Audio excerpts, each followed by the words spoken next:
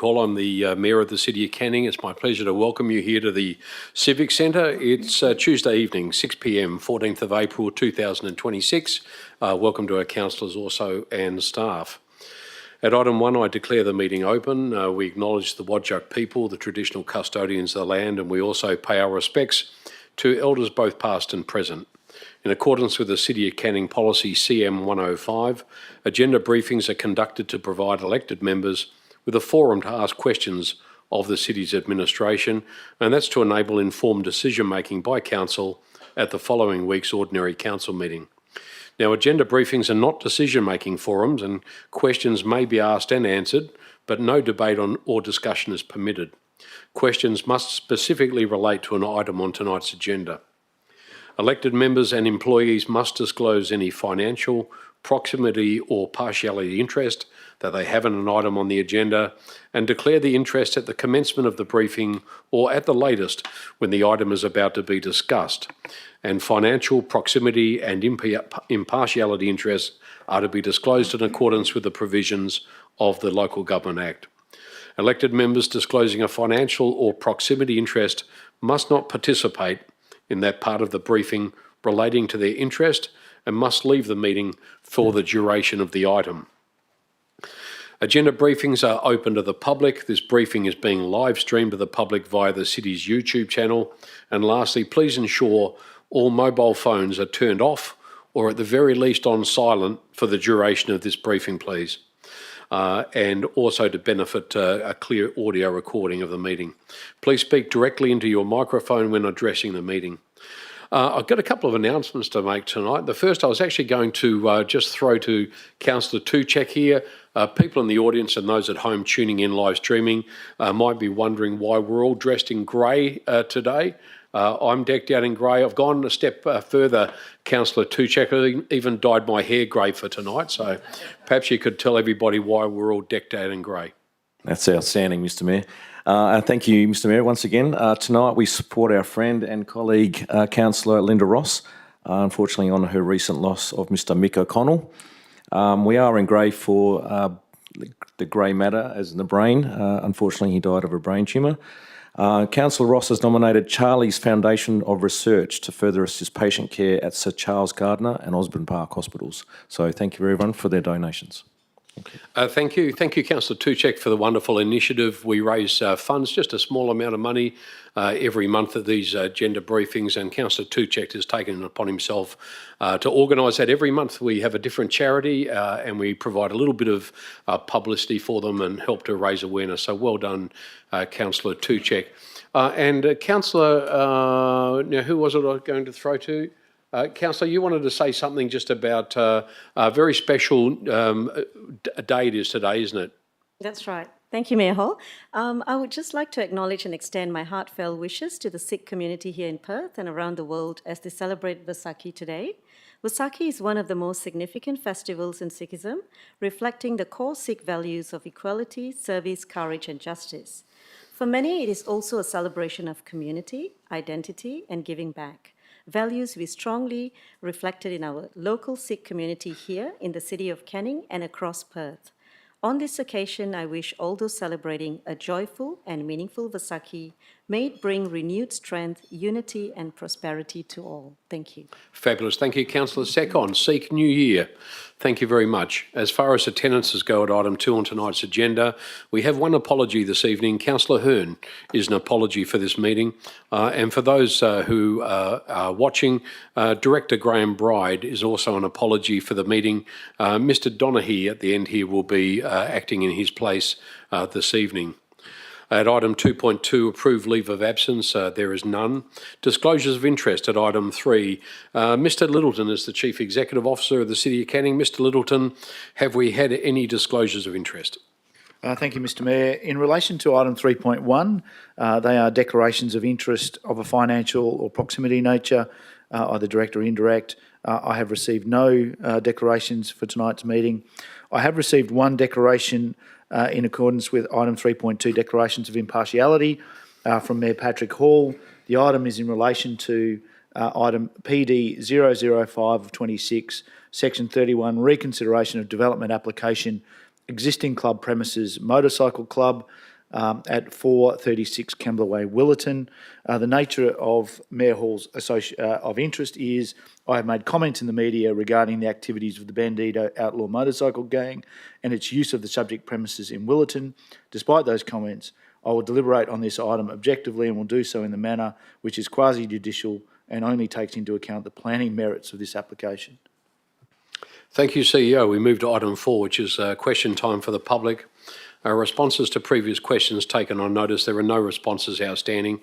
Question time for the public. The question time has been set aside, which will be 15 minutes. It may be extended if necessary. Before I start, is there anybody wishes to ask a question from the floor? None? Thank you very much, everyone. We might just keep moving then, if that's okay. Deputations at item 4.3. We do have a deputation which has been approved for Mr Tim Treffray, for Hatch on behalf of RP Rossmoyne Pty Ltd in support of item PD 004 of 26, and that's the initiation of scheme amendment number 20 to local planning scheme number 42. Tim, would you like to come forward just to introduce yourself to council? The microphone is on at the moment, and we look forward to hearing your deputation. You've got up to 10 minutes.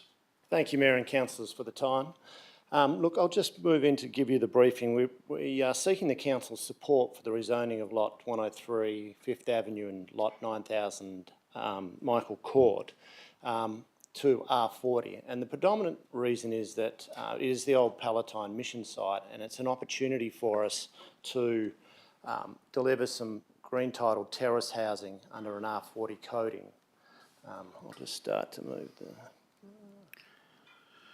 There we go. It's a good site in the fact that it's adjacent to some retirement housing, which is probably at a similar density in terms of the smaller dwellings. But it's also well located in the sense that it's on a bus route. It's near a number of recreation areas, especially Shelley Park. You've got a 5 to 10 minute walk down to the Canning River. And so that it's very rare these sites become available. Rossmoyne, like some other sites we're dealing with, it's very hard to find these infill sites to deliver this form of housing.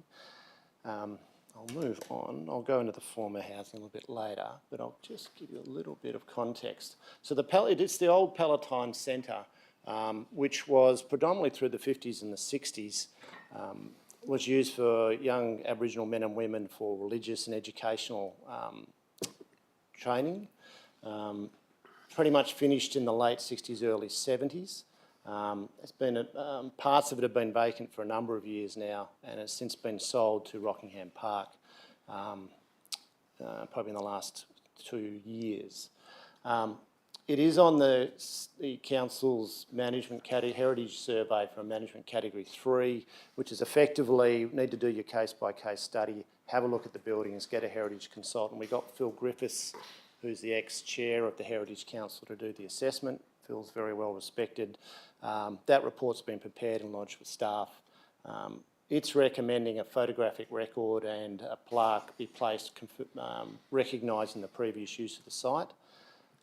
If council supports the progression of the amendment next week, then that report and the heritage report goes to the Heritage Council for assessment.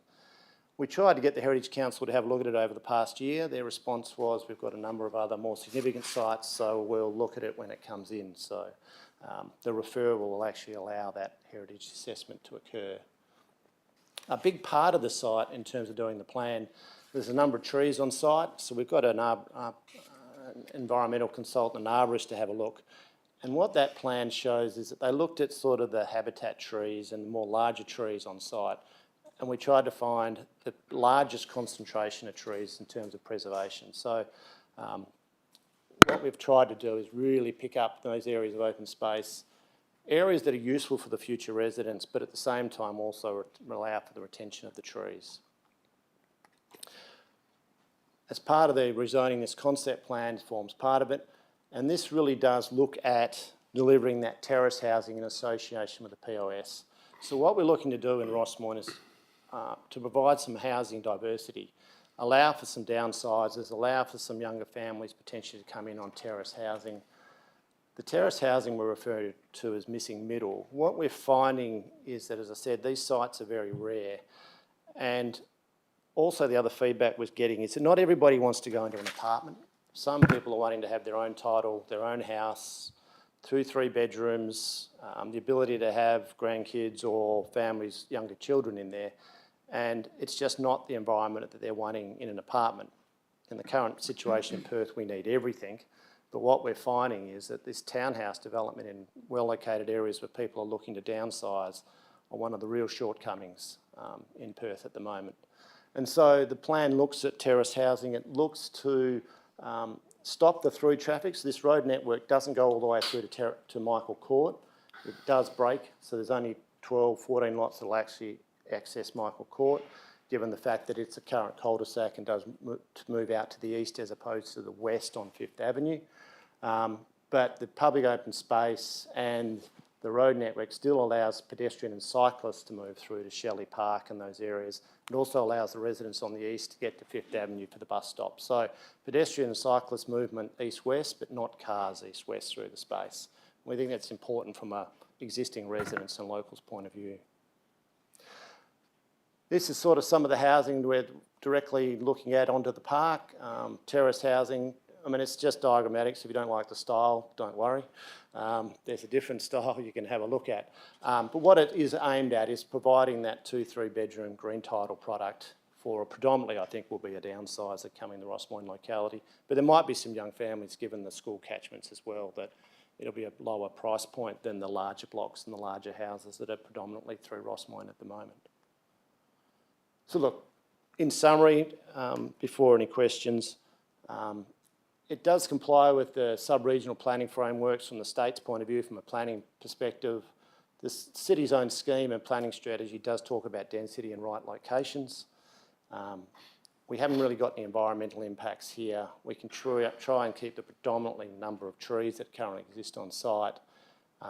And I personally think we'll deliver a form of housing that will be in sort of high demand if and when it is supported and delivered.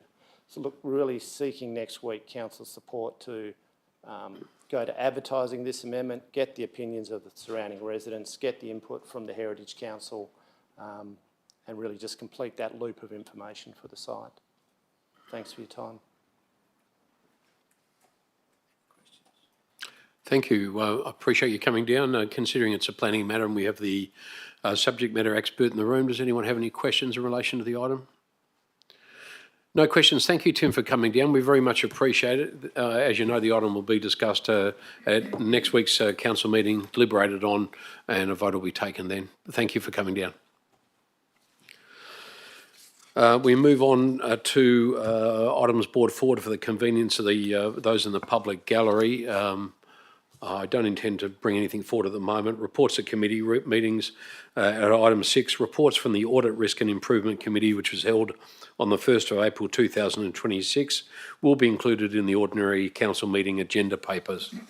At reports at item 7, the first of the reports from the office of Mr. Michael Littleton, the Chief Executive Officer. It's item 7.1. The title being Proposed Right-of-Way Dedication, Lot 377, Stockman Way in Cannington. The report number itself is OC 007 of 26. The officer's recommendation, which is in 3 parts, appears on page 7 of the agenda and is now on screen. Councillors, any questions in relation to the item in Cannington? Deputy Mayor Mark Bain. Thank you, Mr. Mayor. A couple of questions, if I may. Is lighting included as part of the proposed upgrade at a future date? CEO. I think a lot depends on the development of the right-of-way, Deputy Mayor. At this stage, we are not looking or not proposing to construct those rights-of-ways. We're just proposing to complete the land transaction to ensure that that they are in our ownership as opposed to a deceased estate. Deputy Mayor. Thank you, Mr. Mayor. And just to confirm that the city won't, when the time comes, upgrade the roads until the development at 169 7 Oak Street is confirmed itself, and it seeks a contribution from the developer, as they will be the major beneficiary of the road. CEO, is that the case? Yeah, look, the intent is that the right-of-way strategy actually creates a contribution scheme that contributes to the development of the right-of-way when and if we come to construct that at some point in time in the future. Thank you. Deputy Mayor, any further questions? Councillors, any further questions on the item in Cannington? None. Thank you. We'll move to the next item, which is item 7.2. Mr. Nelson Maurizio is the Director of Corporate and Commercial, and this item is from his directorate. It's CC 005 of 26. The title of the report is the Monthly Financial Report for February 2026. The officer's recommendation is on screen. It also appears on page 18 of tonight's agenda. Any questions in relation to the monthly financial report? None. Thank you, councillors. We shall then move on to the... Deputy Mayor. Thank you, Mr Mayor. A few questions, if I may. The Nicholson Road, Metcalfe Road project, as I appreciate that PC is pretty much complete, has the contractor given the city any indication as to when the signals will be turned on and functional? Director Bowe. Thank you, Mr Mayor. The physical works have reached practical completion, Deputy Mayor. The completion of the pole infrastructure for the traffic signals has not yet been completed, so the contractor is unable to give us a date when it will be energised. Deputy Mayor. Thank you, Mr Mayor. Through you to the CEO, has the city come to any sort of understanding as to when it might proceed or progress with the construction of the Greenfield Street Bridge? Greenfield Street Bridge CEO. I take that on notice. We are proposing a design and construct contract, councillor. So I'll give you. We'll certainly include some timeframes to elected members via email. Take that on notice. Yes, Deputy Mayor. Thank you, Mr Mayor. Just one more. Just with the warrant listings, ID 085740. It's Green by Nature Landscape Services to the sum of $86,000. I'd just like to have some further information on that, if possible. Mr. Maurizio, could we have some information on that? Yeah, through you, Mr Mayor. You would have to take that one on notice and I'll come back to you with explanation. Thank you, Deputy Mayor. Any further questions on the item, councillors? None. Thank you. We'll move to item 7.3 from the Directorate of Mr Graham Bride, the Director of Planning and Development. Mr Donaghy is here tonight in his place. It's PD 003 of 26. The title of the report is Castledare Local Development Plan, Outcomes of Public Consultation. The recommendation is on page 59 of the agenda and is on screen. Any questions in relation to the Castledare Local Development Plan consultation? Yes, Councillor Ben Kunza. Through you, Mr Mayor. Just with respect to the no excavation zones, with like lots 8 and 9, they take up a significant portion of the lots. Does that interfere with the ability to build on those lots? Mr Donaghy. Through you, Mr Mayor, no. Essentially, the no excavation is over 500 millimetres. The proponents will be able to also fill as well.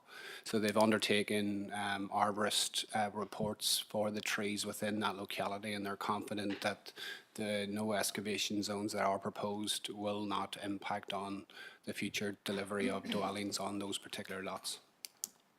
Councillor Kunza. Yeah, thank you for that answer. Just this one is probably applicable to the next item as well.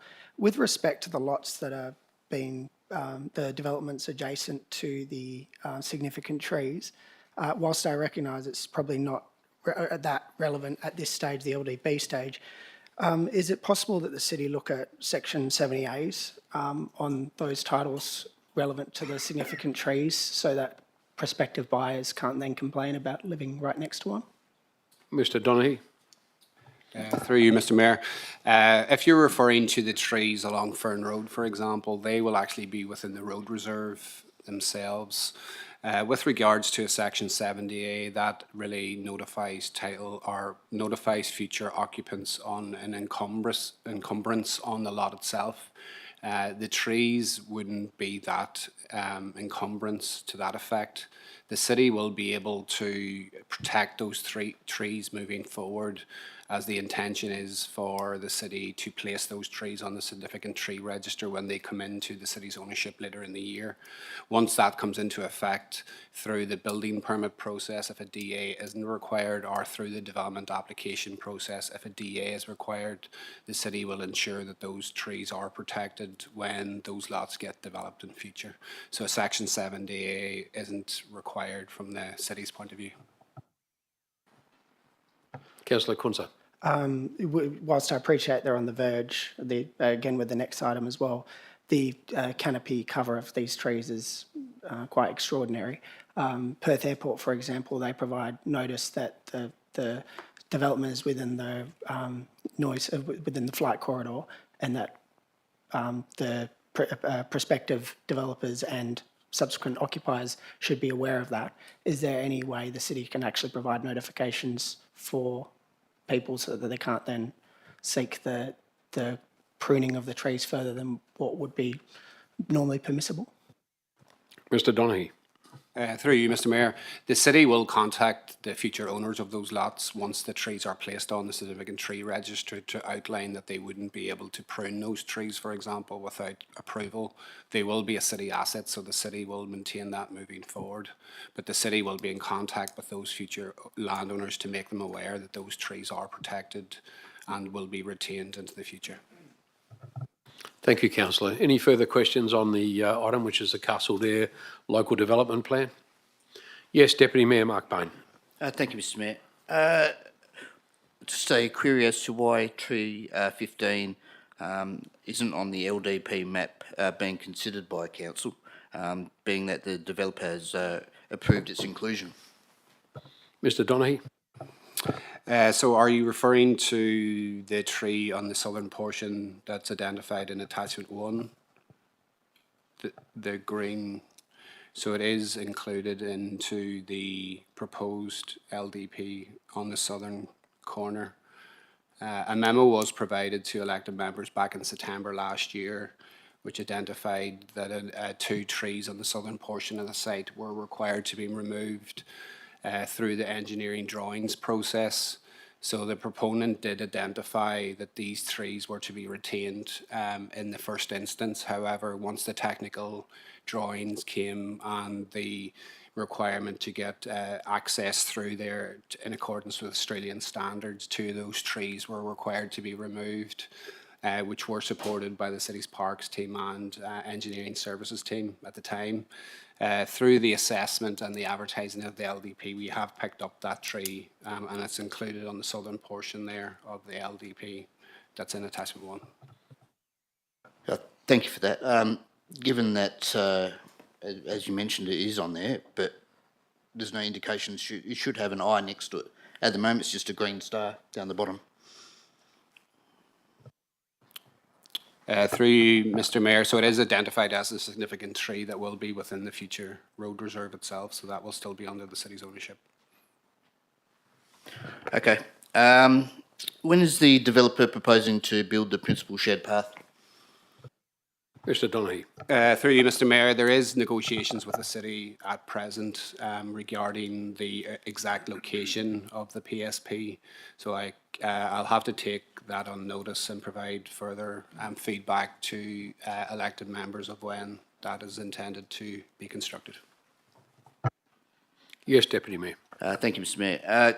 Can the city confirm that the northern boundary fence adjacent to Fern Road will be made of either limestone or brick and will not be a colour bond fence? Mr Donaghy.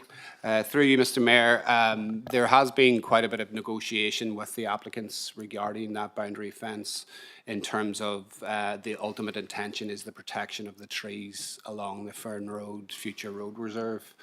The applicants have provided quite a bit of technical detail that any masonry fence along there would have an impact on the root system of those significant trees. So the city has agreed for that to be a colour bond fence moving forward to ensure the retention of those trees along Fern Road. So that has been ongoing for the past 12 months, and probably within the last 2 or 3 months we've had confirmation from our Parks team that that's the best avenue to move forward to ensure the ongoing retention of those significant trees along Fern Road. Thank you, Deputy Mayor. Thank you, Mr Donaghy. Any further questions in relation to that item? None. Thank you, councillors. We shall move on to PD 004 of 26.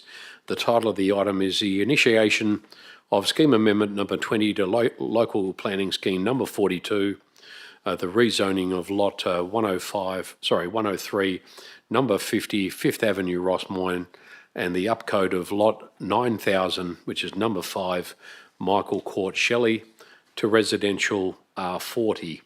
The officer's recommendation, which is in 6 parts, appears on screen and also is published on page 74 of tonight's agenda. Any questions in relation to the item in Rossmoyne?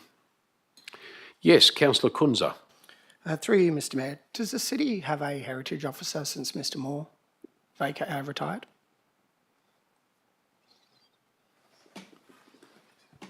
Mr Fisher? Other side. Sorry about that. So we have engaged a heritage officer, and they're based out of the library currently. Pardon? Brand new. Breaking news. In the applicant's heritage assessment review, it states that this assessment was prepared to examine the significance of the place and the degree of significance of the buildings, then to suggest a curtilage that would be appropriate for a possible retention. Alternatively, given that the place has a low level of significance for the local government, interpretation of significance in the public open space would seem appropriate. Given that the city has limited heritage and we developed that heritage strategy and heritage survey to nominate places of heritage within the city, is it of concern to the city that the actual applicant has used our heritage survey to say it's actually of little significance? I understand that it's of level 3, but based on that statement, it seems as though it's basically saying, well, the local government doesn't give it much value, so why protect it? Mr Donaghy. Through you, Mr Mayor, so the applicant has undertaken a number of technical assessments at this initial stage. Obviously, if Council does endorse the initiation of the scheme amendment, it will be referred to the Heritage Council, and that's where the greatest consideration and weight will be provided in terms of the ongoing retention of that heritage asset, or indeed, if in the Heritage Council's view, it can be demolished and that interpretation can be provided on site. So that information has been provided by the applicant at this initial stage. It doesn't mean that that's the final outcome. The agenda item before you is just to kick off the process through initiation, and a report will obviously come back to Council for final adoption of that structure, or for the scheme amendment, sorry, which will provide greater information on the city's interpretation of that heritage asset on site, and indeed the Heritage Council's assessment of the asset as well. Councillor Kunza. But just following on, and maybe this is something for the new heritage officer, but is it of any concern that that statement would be made, or am I misreading it? Through you, Mr Mayor, so at this stage the city wouldn't consider an assessment on that heritage asset for the initiation of the scheme amendment. That will only be made at the final adoption stage, which will be a number of months away. Thank you, Councillor Kunza. Yeah, I've got just a couple more. That's okay. With respect to one of the premise for upcoding it past R20 to R40 is it's the site's proximity to the activity corridor of Leach Highway and the benefits that provides, and that's obviously one of the reasons the city upcoded the proximity, the land adjacent to Leach Highway to R40. But given the subject site relies on primary access via the 5th Avenue Leach Highway intersection, which, as we know, is due for works that is going to severely restrict access, prohibiting westbound traffic from exiting 5th Avenue, how can that proximity to the access corridor be used for justification still to intensify activity further than the R20 when 5th Avenue no longer will have access, as it currently does, to Leach Highway? Mr Donaghy. Through you, Mr. Mayor. So essentially, the first part of that question is planning related and the justification for the upcoding to R40. As you heard the proponent state earlier on, it's not often that land parcels of this size come on to the market that are able to be redeveloped and into future housing itself. R40 is justified primarily by the site's proximity to the existing R40 along the Leach Highway activity corridor. So the city's local planning strategy prior to LPS 42 identified areas for upcoding, and this area is one of them. And under LPS 42, those R40 areas were put in place. The subject site's less than 100 metres away from an existing R40 area. The proposed effectively extends the established density precinct northwards, rather than trying to introduce a new R coding such as an R30, which would be a mix between the R20 and the R40, for example. The site's characteristics also support R40 as it's a single large land holding. As previously mentioned, it's 1.8 hectares in size and can accommodate up to 52 lots.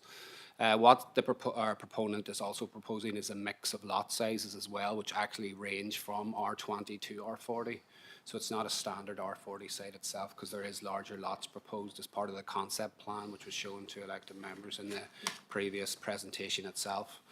From a planning point of view, it also has a lot of amenity in terms of it's 200 metres from Leach Highway, 1 kilometre from Rossmoyne High School, for example. So it has a lot of amenity in the locality that can accommodate those future lots and can use the amenity in the locality.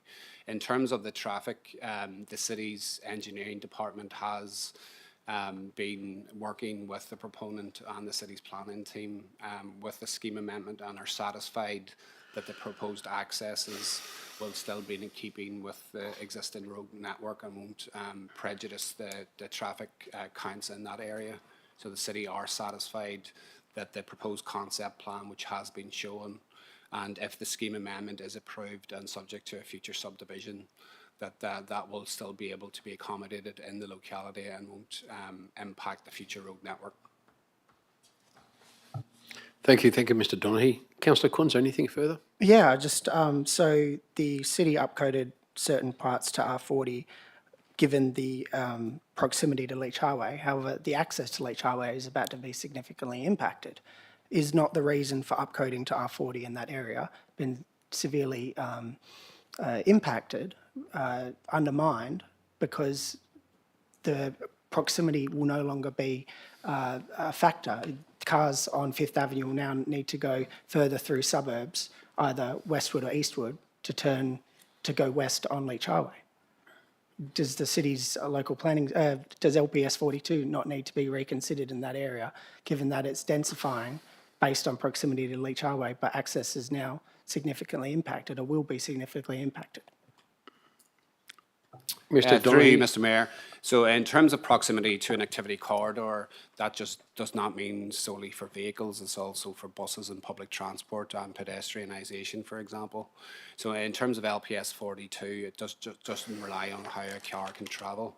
Obviously, as I stated earlier, the city's engineering services team are over this proposal and are supportive of the increase in density to R40. The city or the proponents' technical studies, which have been submitted, have been referred internally as well to engineering services, who have raised no objections to the information provided so far. Obviously, through the subdivision stage, more technical reports will be provided, and obviously through the final adoption process, we can provide further information to elected members so that they can feel confident that the proposed scheme amendment can be supported and it won't impact the future road network in the locality. CEO. Yeah, look, just further to Mr. Donaghy's comments, I think the traffic impact assessment, Councillor Kunz, speaks to an increase in traffic in the local surrounds of between 400 and 500 vehicles a day, I believe. I think you're asking questions around what impact is that going to have on the local road network given the restrictions at Fifth. I'm happy, I would suggest that we ask our engineering team just to give you a little bit more of information as to how that traffic is likely to flow in and around the precinct as part of a response to the AB questions tonight. Just to give you a greater understanding of that, I appreciate it's probably not very clear in the report that I'm seeing either. So we'll provide a bit of additional information. Councillor Kunze? Nothing further? Yes, Councillor Page. Thank you, Mr. Mayor. I was just querying, of the 98 trees identified for retention, did identify some trees being added to the significant tree registry. I'm trying to see exactly how many of those trees are going to be added to the significant tree registry, please. Mr Donaghy, did you want to take that on notice, or have you got the information there? I think at this stage, those trees would be located within the public open spaces once they're ceded to the city. Obviously, then the city will place them on the significant tree register. I think from offhand it relates to 21 trees so far within that POS. Councillor Page, anything further? Thank you. Any further questions? Deputy Mayor Mark Bone. Thank you, Mr. Mayor. Just considering, or in consideration of the history of the site, Griffiths found that the site, and I quote, has significance, whether positive or negative, to those young Aboriginal young men and women who boarded there. Were any Aboriginal groups consulted as part of the heritage assessment? Mr Donaghy. Through you, Mr. Mayor, so that heritage assessment was provided by the applicant themselves to the city. The city hasn't engaged or consulted any at this stage. Obviously, if the scheme amendment is initiated for advertising, the city can seek comment through that process. Yes, Deputy Mayor. Thank you, Mr. Mayor. It might be a worthwhile exercise, if it's possible, please, to find out if Griffiths did actually do that. And yeah, I'd like to see us, as part of the public consultation, engage with whichever Aboriginal groups that might be associated with that site. Mr. Mayor, can the city please provide further information on RP Rossmoyne Pty Ltd? I couldn't find an awful lot of information on them. Mr Donaghy, are you able to provide a little bit of information on the company? Yeah, I can take that notice and provide that to elected members. Thank you. Anything further on the item? Yes, Councillor Ross.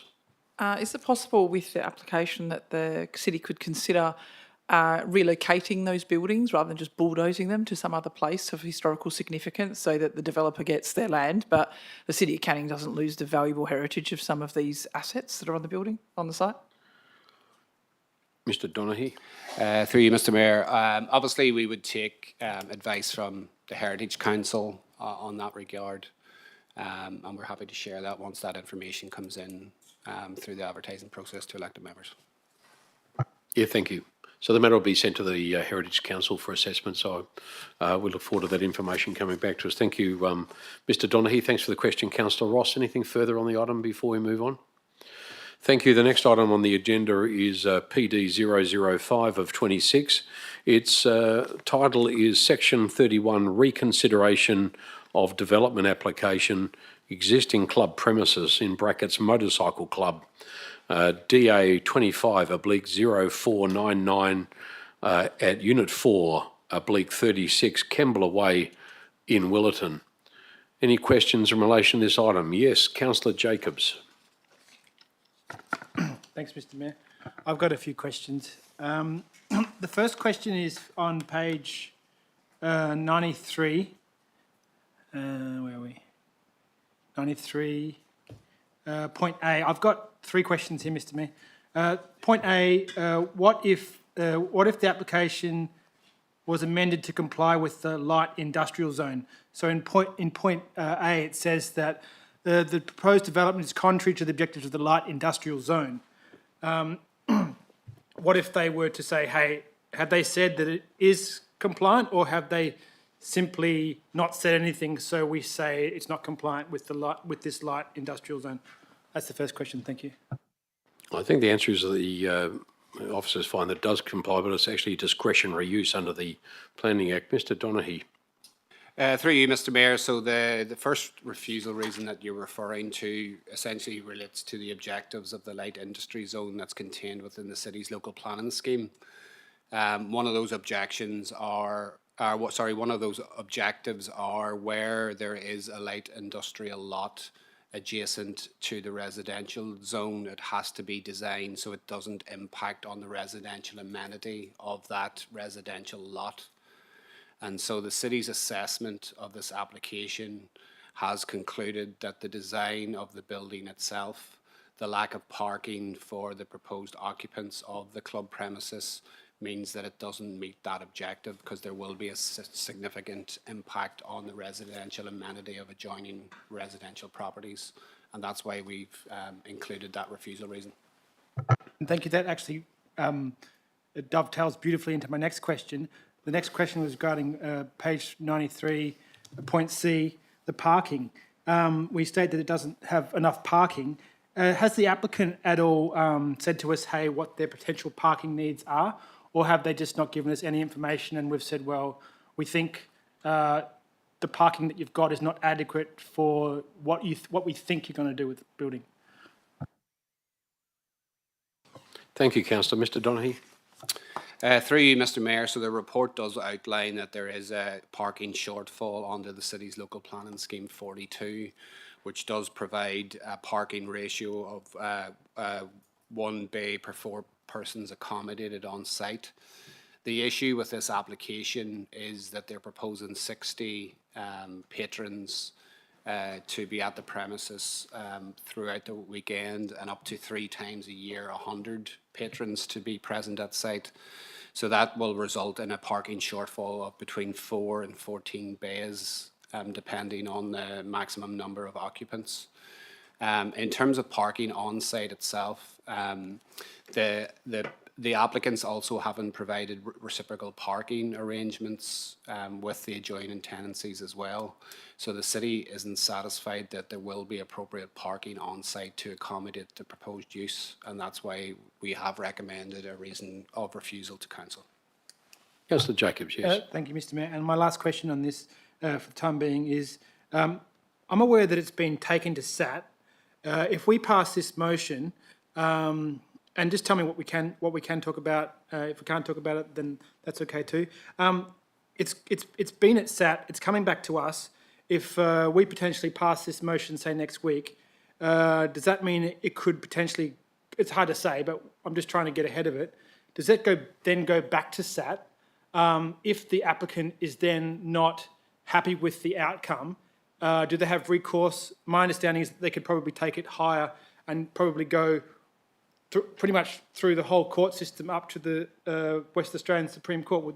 Would that be? I mean, it's hard to say, but I just want to try to get ahead of this issue if we can. Mr Donaghy. Through you, Mr Mayor. So essentially the background of the item is contained within the agenda itself. However, the proponents have lodged an application back in September this year. This is the process of considering that application. The proponents have sought a review of a Section 31 reconsideration through SAT. Essentially, the reason being is that they didn't provide the city time to determine the application under the normal 60 or 90-day process, so they sought a review of the application through SAT. SAT has obviously recommended council to reconsider the application, and that's why we're here tonight. So if council do resolve to refuse the application next week, the applicant has a right to review that determination through SAT still. So if council resolves to approve it, for example, the proponents can still then seek a review of those approval conditions. If council seeks to refuse the application next week, then obviously the proponents have a review to get SAT to review that refusal as well. One supplemental on that. Yes, Councillor Jacobs. So it goes back to SAT. If they were unhappy with the SAT decision, would they be able to just run it up the court system, or would the second SAT decision be final and the matter be dealt with? Mr Donaghy, it can go through to the Supreme Court, can't it? It's the final arbiter. If SAT refuses the application, I think they can only go to the Supreme Court if SAT has erred in judgment, which I don't believe they will. We'll cross that bridge when we get to it. Any further questions on the item? Yes, Councillor Ross. Thank you, Mayor Hall. Has the applicant shown an interest in any other locations within the City of Canning in a heavy industrial area or any other locations at all? Is that information that we know, Mr. Donaghy? No, so before us tonight, it's only relating to this lot. It's not relevant to the determination of the application. Thank you. Any further questions, councillors? Councillor Ben Kunze. Thank you, Mr Mayor, through you. Paragraph 16, with respect to the amended acoustic report, was that undertaken by Acoustic Engineering Australia? And if so, why would they have varied its method so much as stated? Mr. Donaghy, acoustic report. Yes, so as part of the SAT process and as part of the application itself, the city did seek further information from the proponents, which was an updated acoustic report to actually reflect motorcycle noise emanating from the site itself. So that acoustic report was updated by Acoustic Engineering Solutions. However, it was provided up to, I think it was 35 days late. And so the city couldn't consider that through this application process itself as part of council's determination.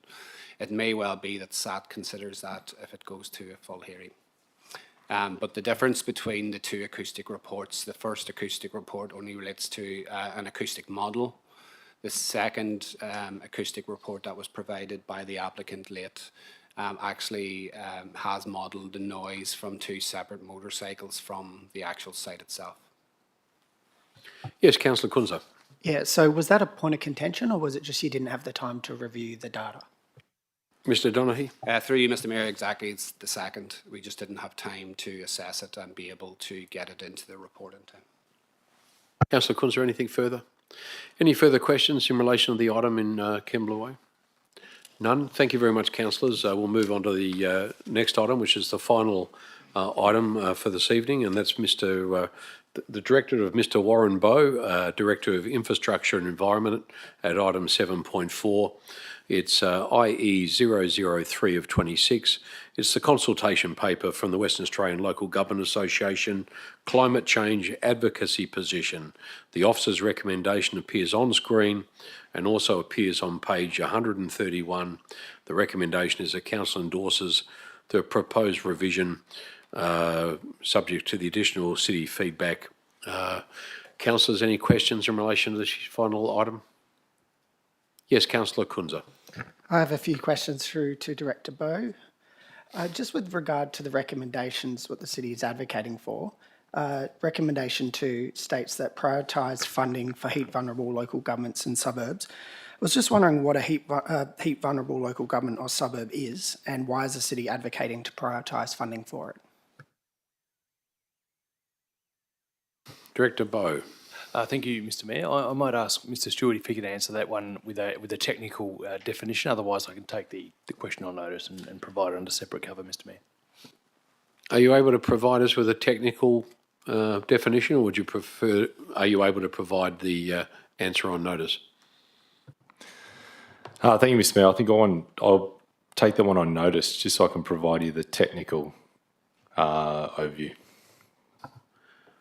We'll get back to you on that one, councillor. Just following on from that one, yes. Might want to take it on notice as well.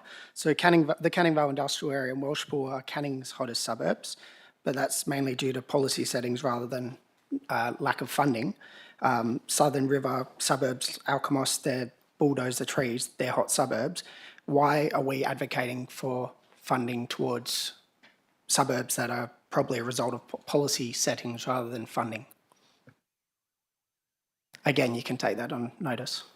We'll take that on notice, council. We'll get back to you. Yes. With respect to recommendation 3, which is the mandated sustainable design requirements for building approvals and land development, does the National Construction Code and State Planning Policy not already mandate sustainability requirements and energy efficiency standards? What exactly are we advocating for here?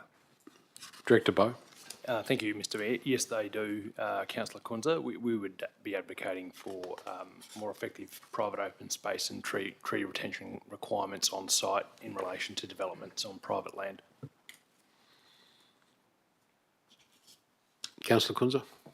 So public open space is related to sustainable design requirements. Sorry, I'll move on. And just moving on to recommendation 4, which is the continued government support for energy efficiency and emissions reduction programs to mitigate the costs of rising energy prices. Whilst I appreciate why the city would advocate for government support for energy efficiency programs, is it not somewhat of a contradiction to advocate for continued government support for emission reduction programs to mitigate the costs of rising energy prices when the energy transition and emission reduction programs are directly related to the costs escalating? Director Bowe, is that a question you can answer? Not off the top of my head, Mr. Mayor, other than, you know, we will continue to try and secure funding to install emissions reduction technology, PV cells as part of our building development per se. But yeah, I'm happy to take that on notice. Thank you. Anything further? Sorry, I missed what just happened there. Happy to comment.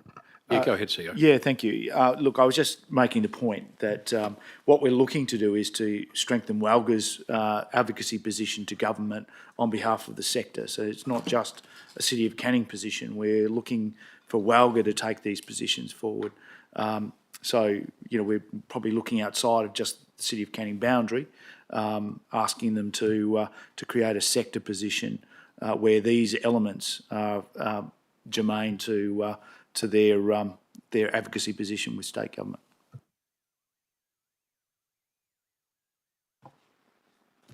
Thank you. Anything further?